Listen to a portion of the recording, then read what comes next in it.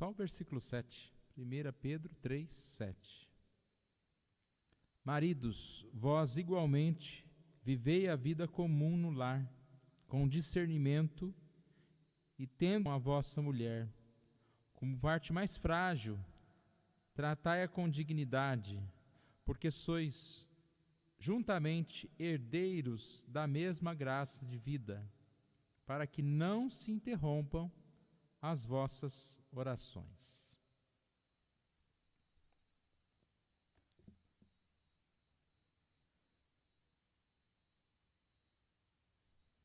Pedro já há alguns momentos aqui já está falando a respeito dos relacionamentos.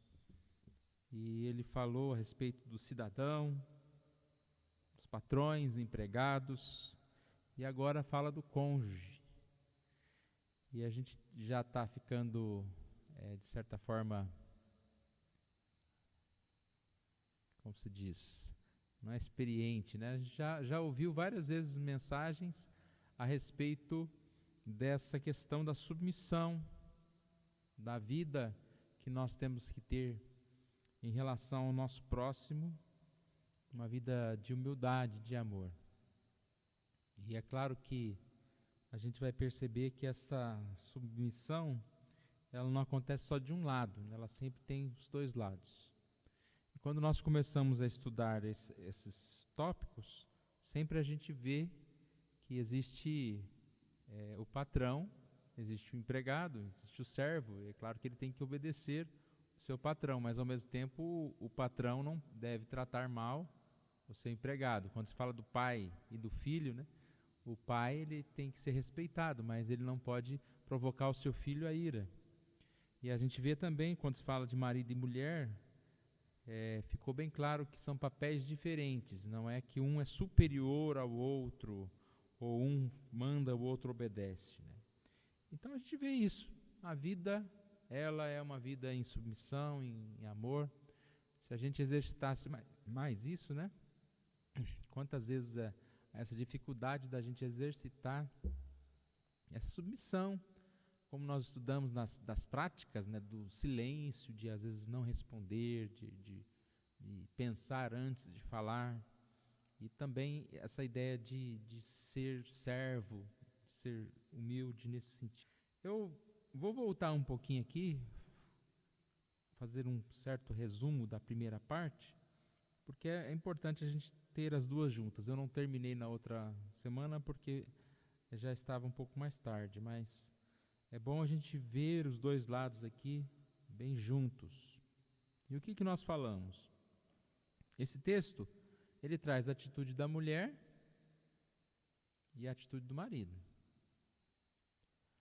E ficou bem claro que tem mais coisas a respeito da mulher aqui, 6 versículos e apenas um versículo falando do marido, porque o problema maior que existia, que casadas, às vezes com pessoas que não eram da igreja e elas tinham que ser submissas e ao mesmo tempo dar testemunho para que aqueles seus maridos fossem a Cristo. E um dos motivos maiores aqui da ideia de submissão, de cuidado da mulher com o marido aqui, era para que esse procedimento abençoado levasse o marido a servir a Deus. Então aqui, olha, eu vou rapidamente aqui passar pelo versículo 1, quando diz: mulheres, sede vós submissas, igualmente submissas a vosso próprio marido. Nós falamos aqui que sede vós é um mandamento. Quando fala aqui igualmente submissa, está falando a respeito de Cristo, que Cristo foi submisso. O texto anterior fala sobre isso. E ao próprio marido e não ao homem, e não aos homens. Então a submissão é um mandamento. Depois aqui, a submissão é uma oportunidade. Depois aqui, a submissão é uma oportunidade para que, se ele, o marido, ainda não obedece à palavra, seja ganho sem palavra alguma por meio do procedimento de sua esposa, a observar o vosso honesto comportamento cheio de temor. Então, é um testemunho. Falamos, né, que não é que o evangelho ele é pregado sem palavras. O evangelho ele é pregado com palavras. Mas, às vezes, o que a gente faz, Nossa palavra não tem, digamos assim, uma autoridade. Para eu ter autoridade no que eu falo, eu tenho que viver, eu tenho que ser uma pessoa dócil, uma pessoa agradável, uma pessoa que respeita os outros. E assim é que o que disse a mulher, né? Você, mulher, você deve ter uma vida de submissão, de amor ao seu marido. Eu não vou mais me delongar no que é submissão, que está no outro, isso é a vida de parceria com o seu marido, de ajudá-lo, de ser auxiliadora, e ser uma mulher cristã, que é a sequência aqui, olha, a beleza externa, né, que ela não se preocupe apenas com a beleza externa, que ela não siga exemplos da sociedade. Citamos aqui o exemplo da Eva com a beleza, aqui fala sobre cabelo, sobre corpo, né, sobre as vestes, sobre joias. E Pedro fala, mulher, você deve preocupar-se com a beleza interior. Não só a beleza interior, principalmente com essa beleza. Você deve cuidar do seu coração. Lá no versículo 4 diz, seja porém o interior do coração, o homem interior do coração unido a um incorruptível trajo, né? Ou seja, se você vai procurar cuidar de algo, primeiro cuida, guarde o seu coração. No versículo 4 ainda, um espírito manso e tranquilo, já é uma forma de uma que é agradável, uma mulher que não cria confusão, né, na casa, e uma mulher que deve seguir o exemplo das santas do passado aqui, na época, né? Falou aqui que você deveriam ser como as mulheres santas, que esperavam em Deus, submissas, praticando o bem, não temendo perturbação alguma. É o versículo 5 e o 6. Esperavam em Deus, ou seja, mulheres de confiança, submissas, como nós já falamos. E aí depois lá no versículo 6, mulheres que praticavam o bem, mulheres que não temiam, preocupadas, assustadas, porque eram confiantes, não eram assustadas. Bom, eu não vou me delongar mais na mulher, porque já foi outro dia. Vamos começar então falando aqui a respeito das atitudes do marido. É uma parceria, mulher e marido.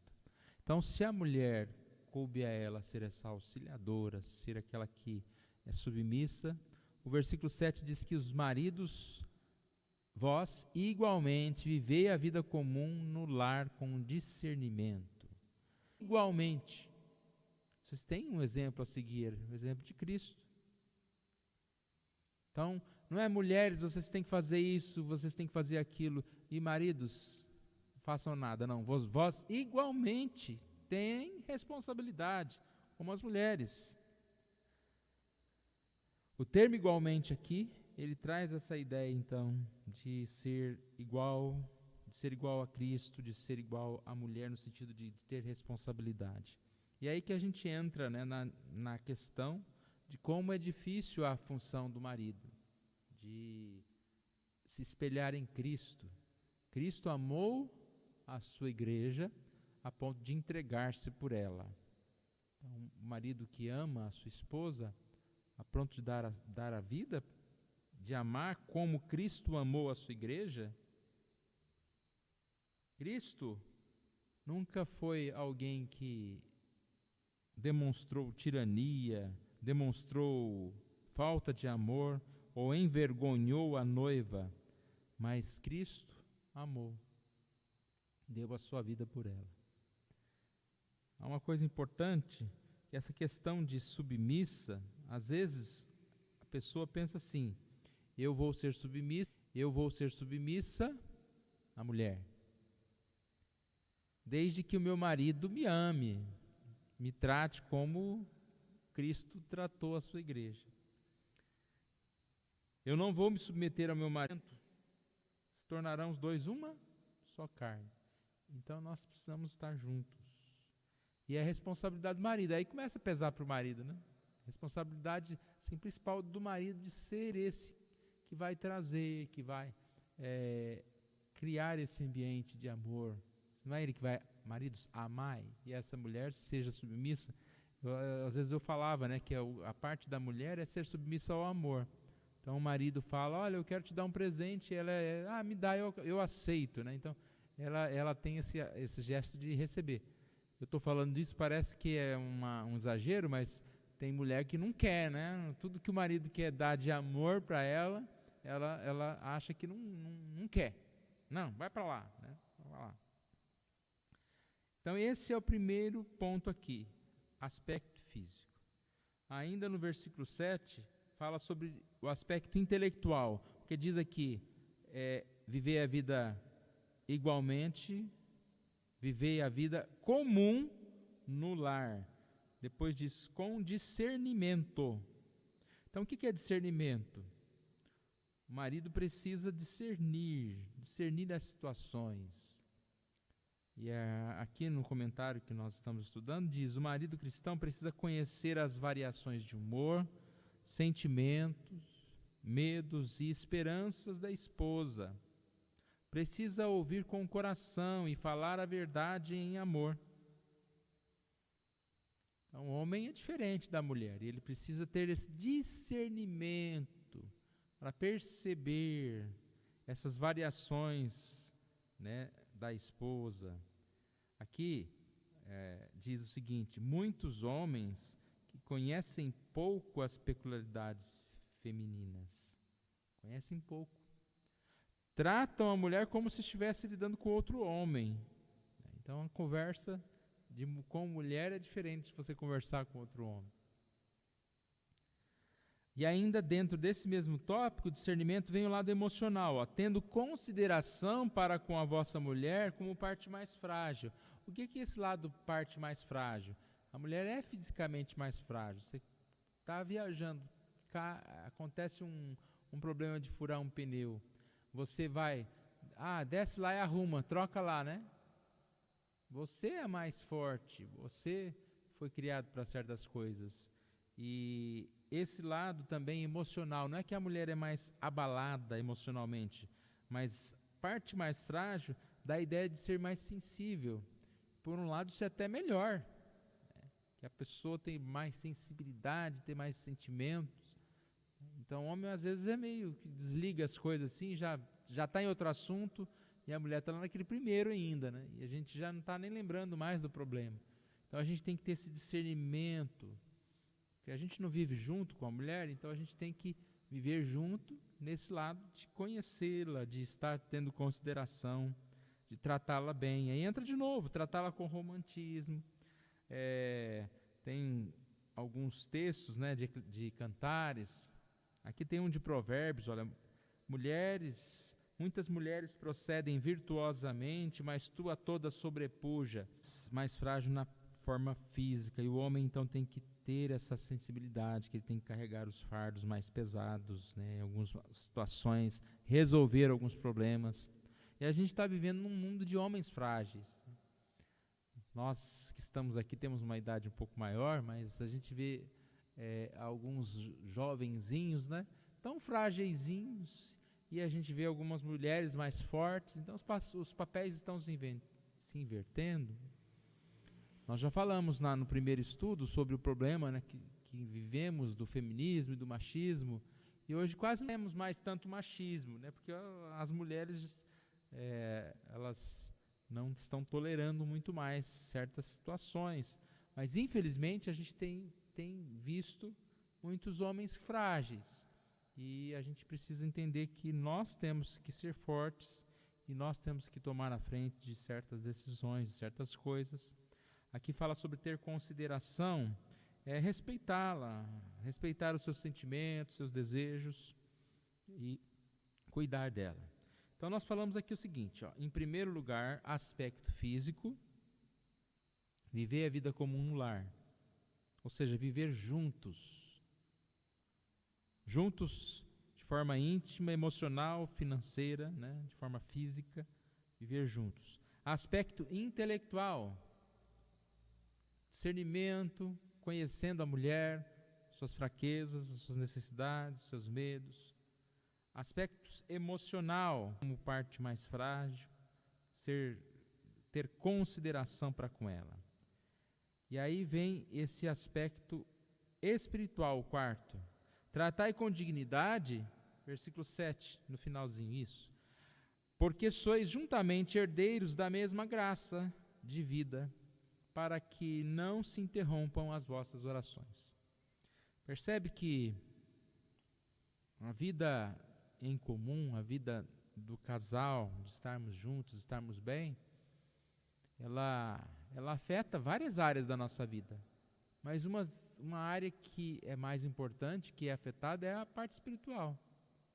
Porque se você é casado e não está bem no seu casamento, você está frágil, você está fragilizado, você está suscetível ao pecado, você está suscetível ao próprio afastamento de Deus.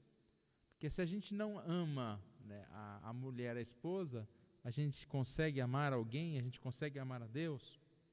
Então aqui fala, tratai com dignidade, herdeiros da mesma graça, para que as orações não cessem. Quando a gente não está bem espiritualmente, a primeira coisa que acontece é a gente não tem mais vontade de orar, né, de se colocar diante de Deus em oração. E aí é um grande perigo para nós, né?